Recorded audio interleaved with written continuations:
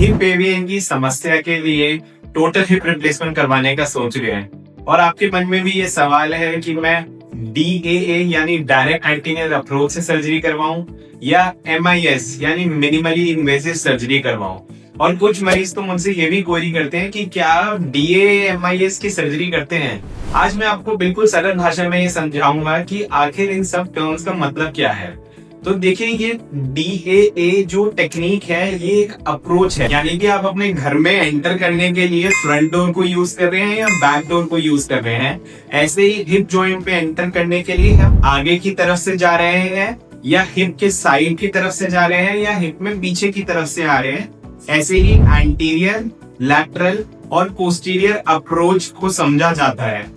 DAA का मतलब होता है हम बिल्कुल सामने यानी डायरेक्ट एंटीरियर वाले रास्ते से आपके हिप जॉइंट में जाके आपके हिप रिप्लेसमेंट की सर्जरी कर रहे हैं। और वहीं MIS जो है वो एक जेनरिक टर्म है।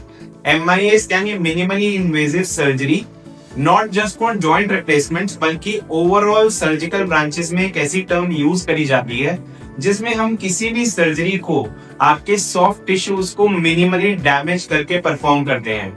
सॉफ्ट टिश्यूज का मतलब होता है मसल्स एंड लिगामेंट्स, मांसपेशियां, आपकी स्किन, उस पे कम से कम खिंचाव और कम से कम डैमेज के साथ में हम इन सर्जरीज को कर पाए।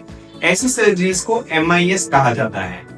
तो MIS हिप रिप्लेसमेंट किसी भी अप्रोच से किया जा सकता है, पोस्टीरियर अप्रोच से भी, लैटरल अप्रोच से भी और एंटीरियर अप्रोच से भी।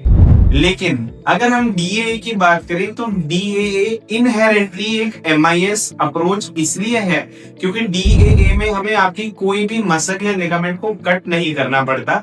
हम आपकी दो मसल्स के इंटरवल के बीच में से यानी दो मसल्स की बीच वाली जगह से जाते हैं और आपका हिप रिप्लेसमेंट कंप्लीट करके उसी रास्ते से बाहर आ जाते हैं, which makes DAA the only truly MIS approach to a hip replacement. So whenever you are thinking of a hip replacement और आपके मन में ये सवाल है तो आप अपने सर्जन से खुल के डिस्कस करें कि वो कौन सी अप्रोच अपनाने वाले हैं आपके हिप तक पहुंचने के लिए, because that is going to make a lot of difference in the outcome that you are going to get, at least in the short term.